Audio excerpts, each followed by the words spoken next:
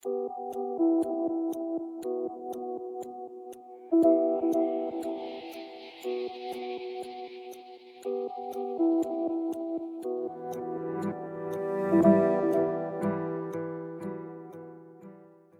сайн байцгаана сонсогчдоо, манай подкастын 61 дахь дугаар хүрэхэд бэлэн болсон байна. Хэргийн подкастаа ярих явцад хувийн дүгнэлт таамаглал оруулдаг болохыг сануулъя. Ингээд өнөөдрийн ярих хэрэг рүүгээ оръё. Өнөөдөр би нийт 2 хэрэг ярих гэд бэлдсэн байгаа. Техник нь болохоор гарчиг дээр байгаашлан хүний амьд хүрчээсээ итгээд сэтгцэн эмнэлэг дэмжлүүлж явахдаа танилцсан эмэгтэйгээ хардаж амийг нь хүнөөсөө харамсалтай хэрэг байна. Тэгээд та бүхэн ерөөхдөө санаж байгаа хэдхэн сарын өмнө хүний амьд хүрчээсэн сэтгцэн өөрчлөлттэй эрэхтэй жирэмсэн эмэгтэйг бага насны хүүхдтэй хүнөөсөн бүр маш харамсалтай ноцтой хэрэг гарсан. Тэгвэл энэ төрлийн гэмт хэрэг дахин гарсан байна. Тодруулах юм бол хүний амьд хүрчээсэн сэтгцэн өөрчлөлттэй эрэхтэй найз охиноо хүнөөсөн. За тэрээр болохоор найз охинтойгоо сэтгцэн эмнэлэгт танилцсан бөгөөд талигаажийн хувьд бол найргууддаг, үүнээсээ олж хий юм харж ганцаараа ярьдаг болсон байсан юм байна. Тийм болохоор сэтгцэн эмнэлэгт хэвтэн эмшүүлж явахдаа нэгэн залуутай танилцсан ч удалгүй одоо гарт нь амиа алдсан. Тэгэхээр шүүгдэгчийн биеийн байцаалт шүүгдэгч 36 настай эрэгтэй бүрэн дунд боловсралтай, мэрэгжилгүй, эрхэлсэн тодорхой ажилгүй, Баянзүрх дүүрэгт амьдардаг, өмнө нь Сумдундын 14-р шүүхийн 2015 онд эрүүгийн хуулийн ерөнхий ангийн 65 дугаар зүйлийн 65-ын 1-д зааснаар буюу дэлгэрүүлэх юм бол сэтгцийн хувьд хэрэг хариуцах чадваргүй үедээ гэмтрэг үйлдсэн. За эсвэл хэрэг хариуцах чадвартай байхдаа гэмтрэг үйлдсэн боловч шүүхээр хэрэг шийдвэрлэх үед буюу ял эдэлж байхдаа сэтгцийн өвчтөй болсон, сэтгцийн үйл ажиллагаанд түр сарнсан, эсвэл өөр бусад хүнд өвчтний улмаас сэтгцийн хувьд өөрийн үйлдэл эсвэл хүн нийгмийн аюулын шинж чанарыг ухамсарлах буюу үйл ажиллагаагаа удирдан жолоодох чадваргүй болсон этгээдэд сэтгцийн эмгэх судлалын ердийн буюу тусгай эмнэлэгт байлгах эмнэлгийн чанартай албадлагын арга хэмжээ авахулж байсан гэж аахгүй. Тэгэхээр шүүгдэгч Б бол хэрэг хариуцах чадваргүй нэгэн гэсэн үг. Энэ болохоор бүр эрүүгийн хуулийн өмнөх юу шүү. За өмнөх зүйл анги гэсэн үг. За холбогдсон хэргийн тухайд гэвэл шүүгдэгч Б нь 2025 оны 5 сарын 16-ны өдөр Баянзүрх дүүргийн дугаар дотод найз охиноо нүүрэн тус газарт нь хутгалж зүссэн. За үүнээсээ бүр хэдхэн хоногийн дараа буюу 6 сарын 1-нд найз охиноо хардаж хутгалж хүнөөсөн байдаг. Одоо та бүхэнд талигаачийн ээжийн мэдүүлгээс хүргэе. Манай охин 1994 онд төрсөн, шүтээс хүнсний технологич мэргэжлэр төгссөн. Би Солонгос улсад ажиллахаар яваад охин маань гэртээ ганцаараа үлдсэн байсан. Намайг Солонгост байхаагүйр талигач охин маань сэтгэл санааны гутралд орж эмнэлгийн байгууллагад үзүүлж байсан. Намайг 2023 онд Монголд ирэхэд охин маань сэтгцийн өөрчлөлттэй болсон гэд эмнэлэгт хэвтэн эмчлүүлсэн. Тэгээд эмчнараас нойр хөдлөөс болж хий зүйл харах сонсох өвчин туссан байна гэж хэлсэн. Сэтгцийн эрүүл мэндийн төвөөс надад талигаачийг тархины хөөрөл гэж оншилсан байсан. Тэгээд 2023 оноос хойш би охинтойгоо хамт амьдарч байгаа. Надтай байхдаа болохоор хий зүйл харж сонсох зэргээр өвчнөн сэтэрхээр би сэтгцэн эрүүл мэндийн төвд хэд удаа хэвтүүлэн эмчлүүлж исэн. Охиноо болохоор амиа алддаг өдөр би 12 цагийн үед гэрээсээ гарсан. Охин маань унтаал би өрөөнийх нь хаалгыг нэг удаа эргүүлээд цоошлоод гарсан. Эргээд гэртээ ирэхэд гэрийн хаалга онгохгүй 2 удаа эргүүлээд төгжсөн байсан. Охиныг гараад явцсан байна гэж ойлгоод өрөө рүү нороход хүнжлөө толгой дээгүүрээ бүтээсэн. Тухайн үед би хэд удаа талигаачийг дуутахад дуугарахгүй орны толгой дээр нь цус болцсон байсан. Тэгэд би талигаачийн хүнжлийг нь сөхөөд үзтэл охины минь цээжний зүүн талаас нь цус гоожсэн байдалтай нас барсан байсан. Охин маань 2024 оны 8 дугаар сард сэтгцэн эрүүл мэндийн төвд хэвтэж гарч ирээд Б гэж залуутай эмнэлэгт хэвтэж явахдаа танилцсан байсан. Тэгээд 2024 оны 8 дугаар сард охин маань Б гэж залуу гэртээ аваад хүрээд ирсэн. Тухайн үед Б-гийн аавтай уцаар ярьж ээж Ц гэж эмэгтэйтэй уулзаж за Б-гийн талаар асууж исэн. Охины маань найзлуу болох Б надад хэлэхдээ би өмнө нь хүн алж исэн.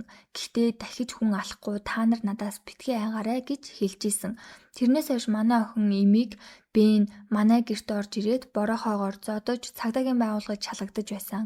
Түүнээс хойш охины минь хацрыг хутгаар сийлж зүссэн байсан. Тэрийг нь цагдаагийн байгууллагад гомдол өгч шалгуулж байгаа.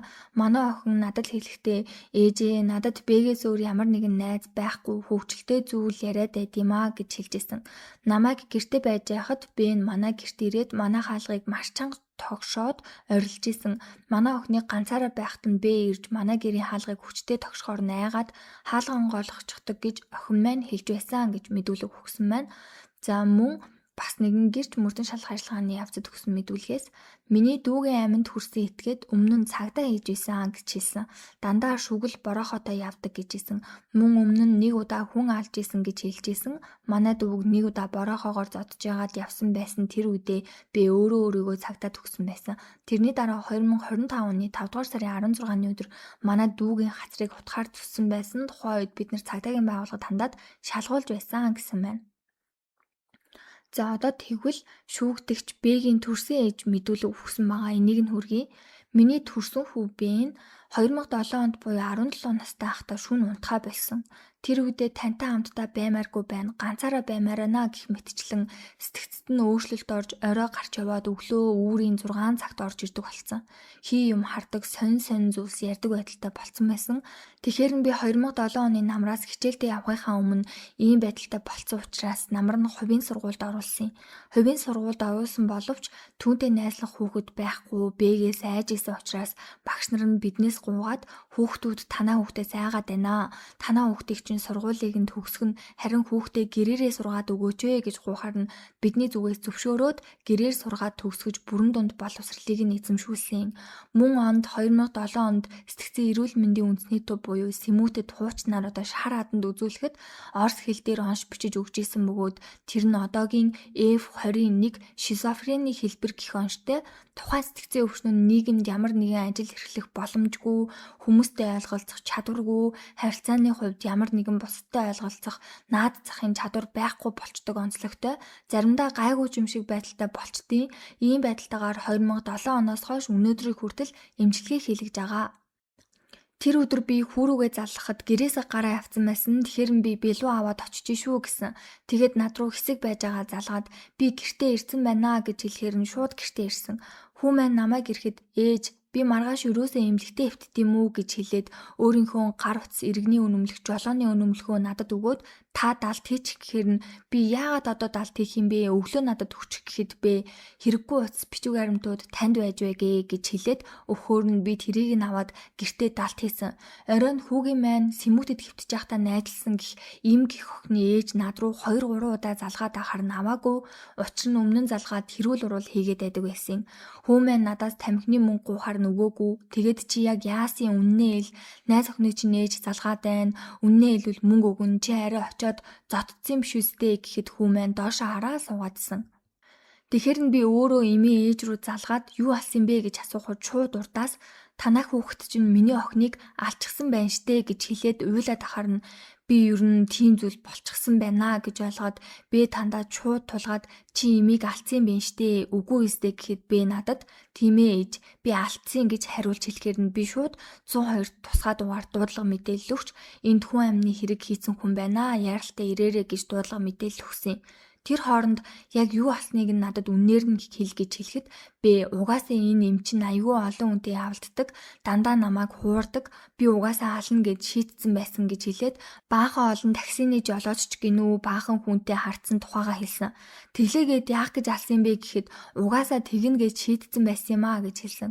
Хийсэн үйлдэлтэй гимшиж байгаа чинж байгаагүй тэр үед цагдаагаас залгаад яаралтай наанасаа холдоод ядаж өөр газарт яваад очоорой гэж хэлэхэд нь би өөрөө гадагшаа гараагүй өөрийнхөө аюулгүй байдлыг хангаагүй эхлээд би өөртөө итгэж чадахгүй арайж үгүй айлгуудыг гэхэд бэ угаасаа тэгнэ гэж шийдчихсэн байсан юм аа гэж хэлээдсэн. Тэгээд цагдаа нарыг эртэл хамтд нь байжгаад цагдаа нарыг эрэхтэн би өгч явуулсан. Хүү маань 2014 онд Эрдэнэт хотод аавтайгаа хамтдаа ахтаа бас нэгэн охины 8 насыг хохироож исэн. 2014 оноос 2019 он хүртэл хугацаанд чар адны хуулийн тасагт эмнэлгийн албадлагад эмчилүүлж байгаад суллагдаж байсан гэсэн мэдүүлэг өгсөн байхгүй. Тэгээ хамгийн гол нь одоо энэ шүүгдэгч Б гэдэг байгаа тий хүний 8 наснд хүрчихсэн хүний төрсөн ээж нь ийм мэдүүлэг өгсөн. Угаасаа хүүхдээ 10 жил одоо ахлах ангид нь орохт нь л сэтгцэд нь өөрчлөлт орсон байсан. За тэгээд ерөнхийдөө ингээд эмнэлгийн чанартай албадлагын арга хэмжээ аваад 2014 онд хүртэл Эрдэнэтэд хүний 8 насыг хохирож исэн нэг охины хүртэл ингээ алж исэн гэдэг жисэн шүү дээ тий. Тэгээ ерөнхийдөө ийм сэтгцийн өөрчлөлттэй шүү гэдгийг анханасаа тэр им гих охины ээжд нь ойлгуулад хэлэх ёстой байсан байхаа. Энэ бол тэ үнэхээр харамсалтай хэрэг байсан. Тэгээд шүүхээс хамгийн аимшигтай нь шүүгдэгчийг хэрэг хүлээх чадваргүй учраас хэргийг хэрэгсэхгүй болгож хаах шийдвэр гарсан заяа. Яагаад гэх юм бол одоо шизофрени F21 гэд бүр онцтой учраас хуулиндаа одоо энэ хүн чинь хэрэг хүлээх чадваргүй гэд гараад ирсэн учраас ямарч боломжгүй. Тэгээ одоо сэмүүтэд хөвтөж байгаа байх. За одоо дараагийн 2 дахь хэргийг ярив. 2026 оны 2 сард цагдаагийн байгууллагад нэг эмэгтэйгээс намайг дээрэндээд хүчинтчлээ гэсэн дуудлага мэдээлэл ирсэн байна. За тухайн дуудлага мэдээллийн дагуу цагдаагийн албан агчид хуурхай ажиллаж тухайн этгээдийг бол яаралтай цагдаа орж баривчилсан. Тэгэхээр та бүхэнд одоо шүүгдэгчийн биеийн байцаалтаас эхлээд ярив. Гэмтрэг үйлцэн этгээдийг одоонос эхлээд Сүхэг явна. Сүхэ Монгол улсын иргэн Улаанбаатар хотод төрсөн эрэгтэй дээд боловсралтай цахилгаан холбооны инженер мэргэжилтэй нэг компанид ерөнхий инженерээр ажилладаг. Ам бүл дөрөв эхнэр болон 2 хүүхдийнхээ хамт Баянзүрт өөртөө оршин суудаг. За өмнө нь болохоор эрүүгийн хариуцлага хүлээж яал шийтгүүлж байгаагүй хэрэг хариуцах чадвартай гэж тогтоогдсон. За насыг нь бол автас тэрэг тодорхой бичээгүй байлээ. За тэгээ сая мэдээж та бүхэн сонссон бол Сүхэг гэх хүн инженер мэргэжилтэй дээд боловсралтай гэр бүлтэй 2 хүүхдээ аав ажил алавтай өмнө нь яал шийтгэл гэж ааз. Тэг гаднаас нь харахад бол сонсоход гэмтрэг үйлдчихээр хүн бол гэж харахааргүй мэддэхээргүй. Гэтэл бол үнэхээр чигшмээр аимшигтай хэрэг үйлдсэн байсан. Тэгэхээр гэмтрэг үйлдэгцэн өдөр яг юу болсон талаар та бүхэнд дэлгэрэнгүй ярьж эхлэе. Холбогдсон эрүүгийн иргэн талаар гэвэл шүүгдэгч Сүхэ нь 2026 оны 2 дугаар сарын 22-ны өдөр Баянзүрт өргийн 26 дугаар хорооны нутаг дэвсгэрт байрлах үндэсний цэцэрлэг түрээлэнгийн талбайд хохирогч эмэгтэйг одоо хүсэл зоригийнх нь эсрэг хувцсыг нь тайлж, амыг нь дарж, ална гэж занл хийлэж одоо бэлгийн хайрцанд орсон буюу хүчинтсэн. За үүний дараа мөн эмэгтэйн гар утас манайдан бөгжийг авч нийт 2 сая 987 мянган төгрөгийн хохирол учруулсан. За хуулийн хэллэгээр бол энэ эрүүгийн хуулийн тусгай ангийн 12-ийн 1-р зүйл буюу хүчиндэх мөн 17-гийн 2-р зүйл буюу бусдын эд хөрөнгийг дээрэмдэх гэмтэрт холбогдсон гэсэн. За хохирогч эмэгтэй заяагийн талаар гэвэл хохирогч эмэгтэй бол өглөө болгон эрт тосдог, эрүүл мэндэд анхаардаг. За тухайн өдөр ч гэсэн ялгаагүй үндэсний цэцэрлэг түрээлэнгээр өглөө болгон алхдаг зуршлаараа алхаж исэн. Хэргийн өмнөх өдрүүдэд цагаан сараар ажилттай агаад гарч чадаагүй ч гэсэн тэр өглөө нь бол дахин тасна одоо зуршлаараа тасглаа ихээр гэрээсээ гарсан. 2026 оны 2 дугаар сард өглөө үүрээр ойролцоогоор 5 цагийн үед заяа гэрээсээ гарч үндэсний цэцэрлэг түрээлэн лөө алхахаар явсан. Хүрээлэн дотор бол цагдаагийн шонхортой хөшөө байдаг шүү дээ. За тэр хөшөөний хажуугаар ганцаараа алхаа явж идэл араас нь нэг эрэгтэй дууцсан. Тухайн эрэгтэй бол Сүхэ. За тэр хэлэхдээ хөө яагаад ганцаараа явж байгаа юм бэ гэж хэлээд араас нь бариад авсан. Заяа тэгэхэд бол тэр үний царайг чараагүй тэгэхэд Сүхэ заяа тандаа би шоронгоос гарсан шийтцэн хүн шүү. Хашгирах юм бол алын шүү гэж хэлээд эмэгтэйг айлган сүрдүүлж за өвөл болохоор нэлээд харанхуй байсан үүр цайгаагүй те 5 цагийн үед ихэр чинь ойр хавьд нь хинч харагдаагүй. За Сүхэ ингээд заяаг нэг тийшээ чирч аваачаад нэг саналын хажууд зогсоосон. За эмэгтэй ойрлох гэж үзэхэд бол амийг нь дарж амьсгалыг нь боосон. За эмэгтэй бол би энэ муудаад байна болохгүй байна гэж хэлж аргалах гэж оролцсон ч гэсэн тэр хүн бити байшлаатай гэд өснээс нь зулгаасаар л нэсэн. Ингээд тэр саналын хажууд эмэгтэй хүсэл зоригийн эсрэг хүчинтсэн. За дараа нь дахин нэг газар хүрээлэнгийн мөнхтэй талбай эсрэг рүү чирээд аваачаад мөн адил хүчинтсэн. За хамгийн аимшигтай нь энэ бүхнийг одоо гар утсаараа бичлэг хийж авч исэн гэсэн энэ Сүхэ гэдэг хүн. За одоо тэгэхээр яг хохирогч эмэгтэйн өгсөн мэдүүлгээс нь та бүхэнд дэлгэрэнгүй хүргэе. Тухайн үед би нэг орлох гэж үзэхэд миний амыг дараад амьсгааг минь хааж боогдулсан. Миний бие нэг л эвгүй болоод миний дүү байж байгаарэ. Игчийнх нь би өвдөд болохгүй байна гэхэд намайг ажиглаж түр харж агаад битгий баашлаад байгаарэ гэж хэлээд миний өвснээс зулгаагаад байсан. Тэгтэл тухайн эрэгтэй намайг сандал төшүүлж зогсоолгочход миний ард гараад өмдийг минь доош шувталсан ба нэг цаас гартаа шоржигнуулаад байх шиг байсан бөгөөд би эргээд харахад бэлгэвч гаргаж намайг хүчинтсэн. Тэгээд би миний чи ингэж болохгүй миний хүүхэд чиг хүн байж яаж ингэж болд юм бэ гэхэд чи дуугүй бай залуу хүнтэй ингэж хийхэд гоё байгаа ёстэй гэж хэлсэн. Тэр газраас дахин холдоод өөр газар руу явж байх замдаа мөнгө олчхоор юм байвал бүгдийг нь гарга гэж хэлсэн ба би өөрийн халаасан дайсан гар утас болон гартаа айсан монетон мошгийн альбертээ нэг ширхэг бөгжөө өгсөн. Тэр хүн тухайн 2 зүйлийг аваад өөрийнхөө халаасанд хийчээд өгөхгүй байсан. Улмаар хэсэг байжгаад миний халаасанд гараа хийгээд миний түлхүүрүүдийг гаргаж ирсэн ба чиний машин чинь хаана вэ? Машин руу ч очие гэж хэлээд намайг дарамтлсан хിവэр байсан. Бид хоёр миний машин руу явахаар болж хүрээлэнгээс гарахаар явж байхад тухайн эрэхтэй миний хойно гар утсаараа яриад яваад байсан. Миний ард үлдчихээр нь би бушуухан цугтаад цагдаагийн байгууллагад дуудлага өгсөн. Ямар ч тач би гуйж агаад өөрийн гар утсаа ол авсан. Харин манайдан бүгжийг өгөөгүй гэсэн байна. За тэгэхдээ хамгийн аимшигтай юм гэх юм бол нэмэгтэйг хүчинтчээд дээр нь бүр өөрийнхөө бэлэг хэрэгтнийг хүчээр хөхүүлэх гэж оролцсон. Ингэхдээ гар утсаараа бичлэг хийж авсан байгаа юм.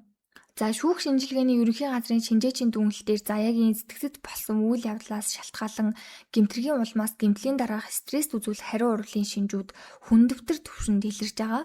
Энэ гэмтэргийн улмаас хүний сэтгцэд учирсан хор уршигын 3 дугаар зэрэглэлд хамаарна. Тэгээ цаашаа сэтгэл зүйн тусламж үйлчлэгэнд хамрагдах шаардлагатай гэсэн дүгнэлт гарсан. За мөн нуруунд нь зулгаралт, цус хуралт, гэмтэл тогтоогдсон. Мохой зүйлийн үйлчлэлээр 2 удаагийн үйлдэлээр тухайн хэрэг болсон гэх хугацаанд үүссэн байх боломжтой гэх дүгнэлтүүд тус гарсан байгаа юм. Тэгвэл энэ гэмт хэргийн талаар шүүгдэгч гих сүхээ өөрөө яг юу гэж мэдүүлэг өгсөн талаар хэдүүлээ бас сонсцгоё.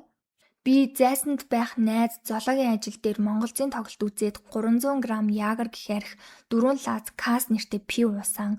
Тэгээд тухайн тоглолтыг үзэж дуусчаад өөрийн 4 цаг 30 минут үед найзын ажлаас гараад өөрийн гэрлүүгөө явах гээд машинаа унаа явсан.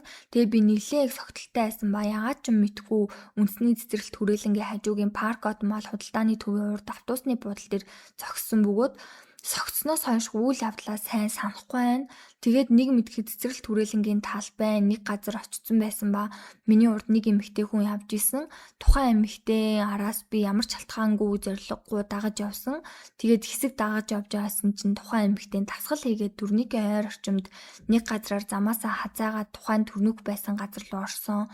Тэгэд би араас нь дагаж ороод хөөе шүн яагаад ганцаараа явж байгаа юм бэ гэж дууцсан чинь нэг л мэдхэд тухайн үед би согтуу байсан болохоор бүдэг бадаг санаад байгаа юм. Тухайн эмэгтэйг дагуулад төрнийгийн хажуугийн санал дээр очоод тухайн эмэгтэйтэй хүчээр бэлгийн харьцаанд орсон юм.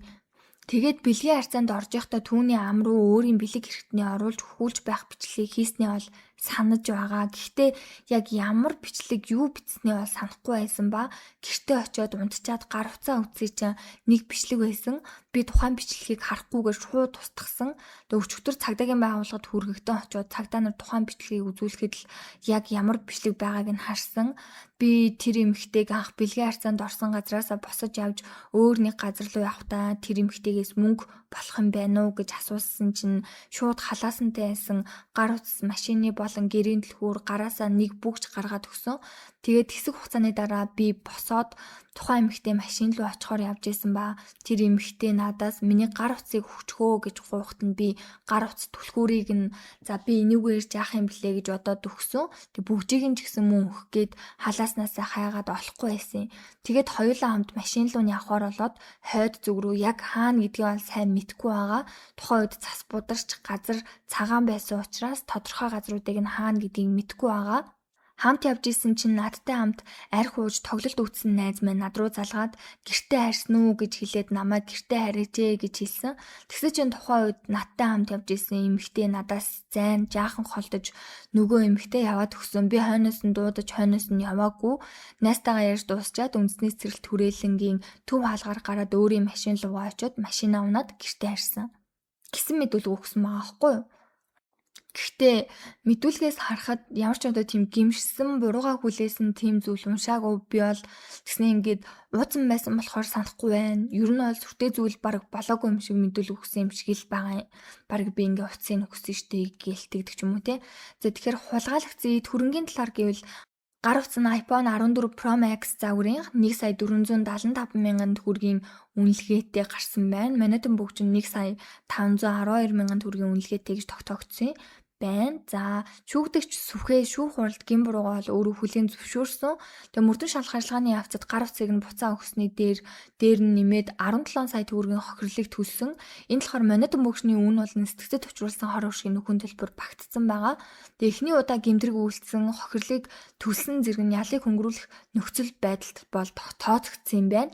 Тэгээ улсын аллагчийн зүгээс гин буруугийн дүгнэлтийг хүлээн авч шүүгдэгч сүхээг эрэг хуулийн тусгай ангийн 12-ийн 1-р зүйлийн 1-р хэсэг зааснаар одоо хохирогчийн хүсэл зоригийн эсрэг хүч хэрэглэхээр занал хийлж, хүчээр бэлгийн харьцаанд орсон, бэлгийн харьцааны шинжтэйг хүч хэрэглэсэн үйлдэл хийж, хүчиндх гэмтрэг үйлдсэн. За мөн хуулийн тусгай анги 17-гийн 2 дугаар зүйлийн нэгдэх хэсэг зааснаар бусдын эд хөрөнгийг илээр хүч хэрэглэхгүйгээр хууль бусаар авч дээрэмдэх гэмтрэг үйлдсэн гин буруутайд тус тооцож шийдвэрлсэн.